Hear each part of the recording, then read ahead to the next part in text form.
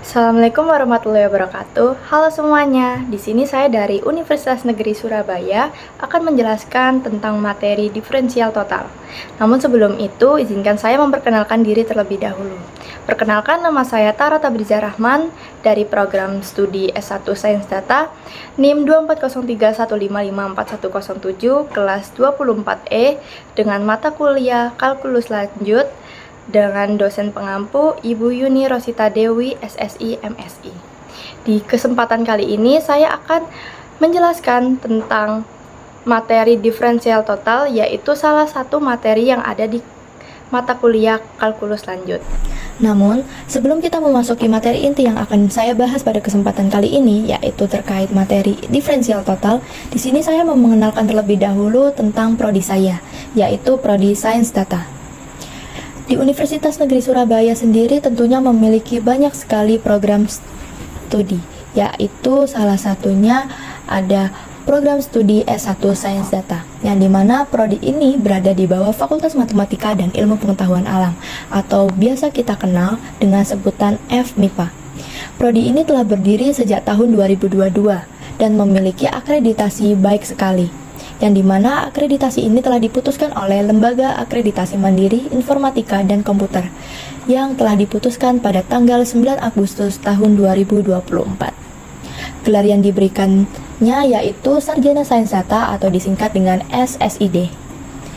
Tentunya prodi ini memiliki banyak sekali keunggulan. Beberapa keunggulannya yaitu terkait kurikulum. Kurikulum di program studi S1 Sains Data ini telah mengadopsi pokok-pokok kurikulum ACM atau Association for Computing Machinery, yang dimana telah disesuaikan dengan orientasi industri yang lebih dini. Selain itu, kurikulumnya juga telah dirancang dengan melibatkan dunia industri, pemerintah, dan asosiasi sains data dari dalam maupun luar negeri. Nah, dari kurikulum tersebut, tentunya banyak hal yang dipelajari dari program studi sains data ini. Hal-hal yang dipelajarinya yaitu ada perpaduan informatika, statistika, matematika terapan, ilmu komputasi, dan kecerdasan artifisial. Dari hal-hal yang dipelajari dan kurikulum yang telah saya jelaskan, tentunya prospek karir di program studi S1 Sains Data ini sendiri tentunya ada banyak. Beberapa prospek karirnya yaitu ada data scientist, data analis, digital entrepreneur, asisten peneliti, data engineer, dan ada pengembang teknologi sains data. Nah, di sini ada gambaran dari gedung di prodi S1 Sains Data atau biasa disebut dengan gedung E2. Ini ada gambaran depan dari gedung E2. Lalu ini ada gambaran dari salah satu kelas yang ada di dalam gedung E2. Lalu ini ada tampak dalamnya dari gedung E2. Nah, setelah saya jelaskan terkait program studi S1 Sains Data ini, kita balik ke topik awal kita, yaitu tentang materi diferensial total. Nah, apa aja sih yang bakal saya bahas di kesempatan kali ini? Yaitu, saya akan membahas tentang apa sih yang dimaksud dengan diferensial total, dan bagaimana sih cara menyelesaikan soal-soal dari diferensial total ini. Agar tidak bingung, mari kita masuk langsung ke materi yang akan saya bahas. Diferensial total ini sendiri merupakan bagian dari turunan parsial, sehingga diferensial total ini bisa diartikan sebagai perubahan nilai suatu fungsi dengan dua atau lebih variabel bebas. Nah, variabel bebasnya ini biasa kita kenal dengan sebutan X, Y, ataupun Z. Nah, yang dimana variabel bebas ini memiliki perubahan kecil dari masing-masing variabel tersebut. Nah, di sini ada permisalannya itu ada 3. Permisalan yang pertama yaitu jika Z sama dengan fxy dan Z diturunkan terhadap X dan Y. Yang dimana di permisalan ini itu memiliki 2 variabel yaitu X dan Y. Sehingga dinotasikannya yaitu fx sama dengan dz per dox dan fy sama dengan dz per doy. Sehingga rumus diferensial totalnya yaitu dz sama dengan dz per dox dx ditambah dz per doy dy. Nah, permisalan yang kedua yaitu dimisalkan jika w sama dengan fx, y, z dan w diturunkan terhadap x, y, dan z. Nah, di permisalan yang kedua ini variabel bebasnya yaitu ada 3, yaitu X, Y, dan Z.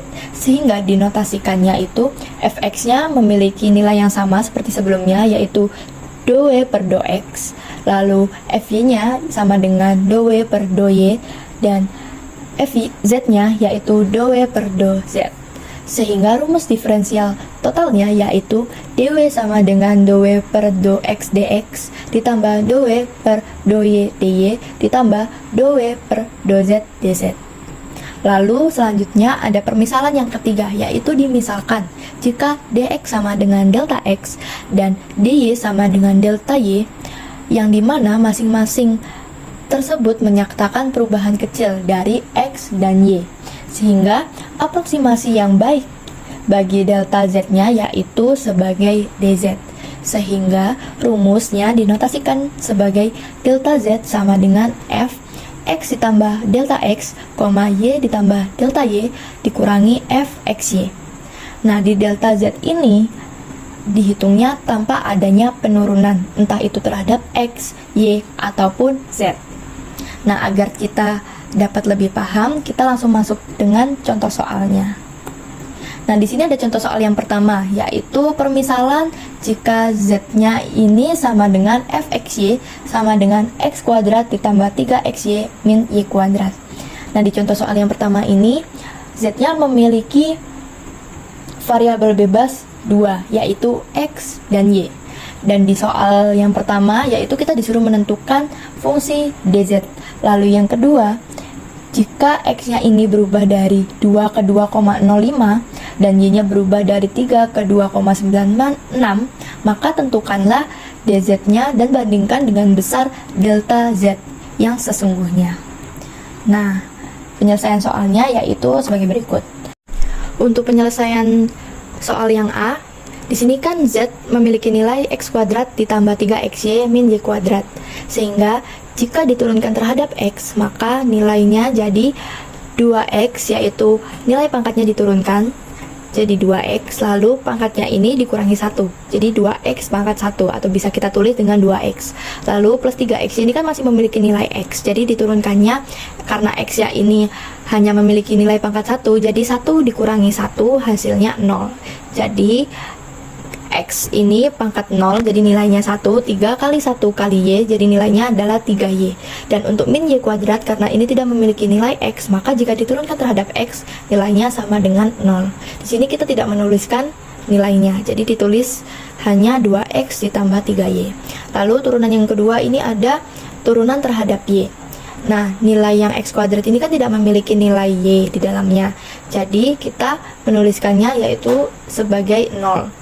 Lalu ditambah 3xy jika diturunkan terhadap y, jadi nilainya 3x. Lalu min y kuadrat jika diturunkan terhadap y, jadi min 2y.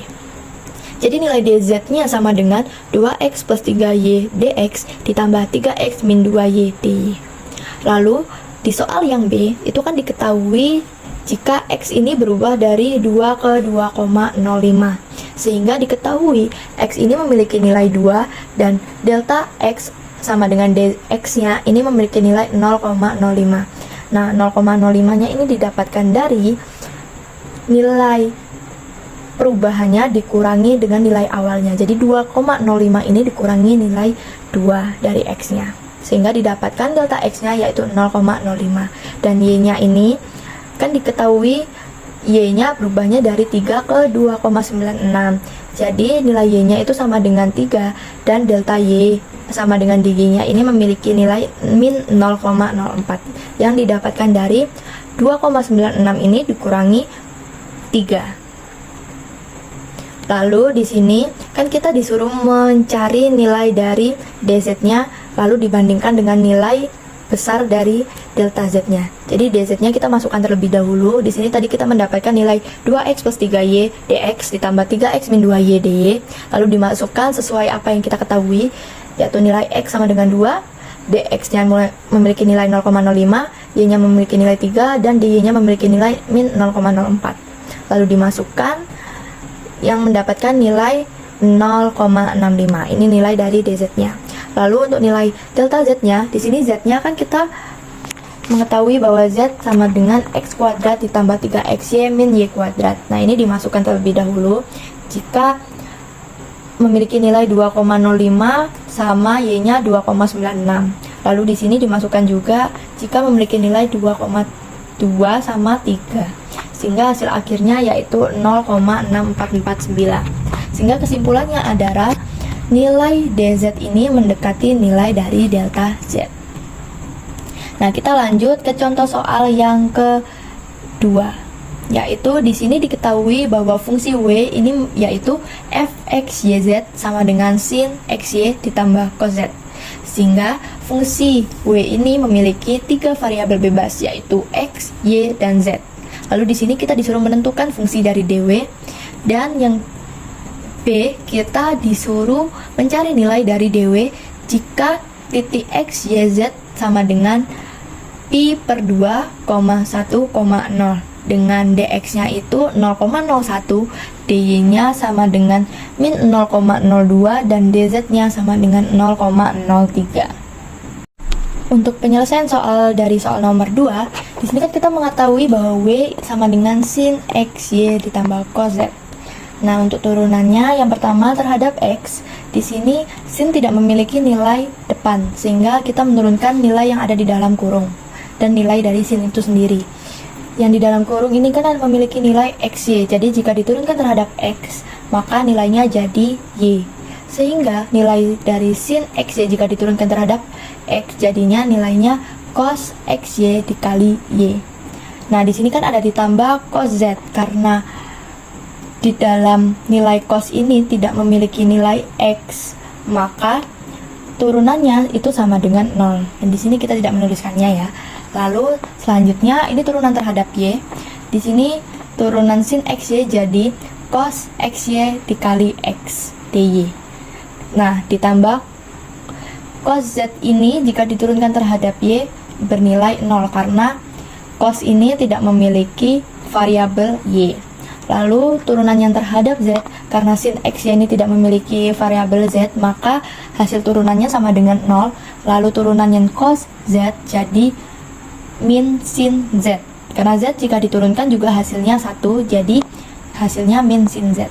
Sehingga hasil dw sama dengan cos xy dikali y dz dx ditambah cos xy dikali x dy dikurangi sin z dz. Nah, di sini di soal B kita disuruh mencari nilai jika diketahui x-nya itu sama dengan pi per 2, lalu dx-nya sama dengan 0,01, lalu y sama dengan 1, dy sama dengan min 0,02, dan z sama dengan 0, dz-nya 0,03. Nah, dw-nya tadi kan sudah kita ketahui nilainya, jadi tinggal kita masukkan. Lalu kita masukkan sesuai apa yang kita ketahui, yaitu x-nya dirubah sesuai dengan nilainya.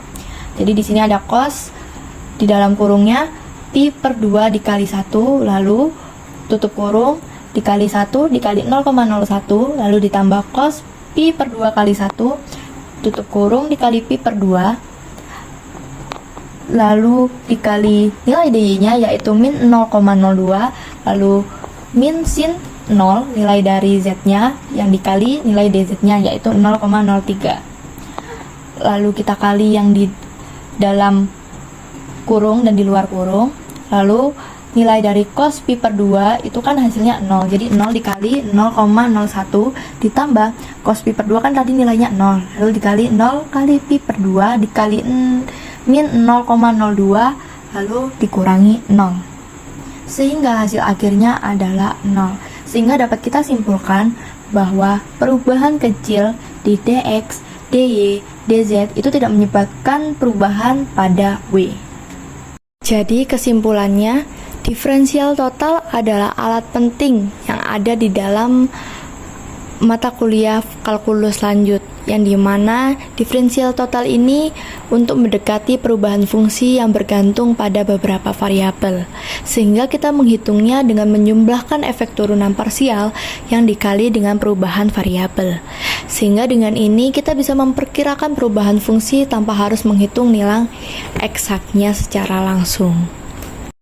Terima kasih atas perhatiannya. Semoga penjelasan saya terkait materi diferensial total ini dapat bermanfaat dan membantu teman-teman semua untuk dapat lebih memahami materi ini secara mendalam. Sekian dari saya, maaf jika ada salah kata. Wassalamualaikum warahmatullahi wabarakatuh.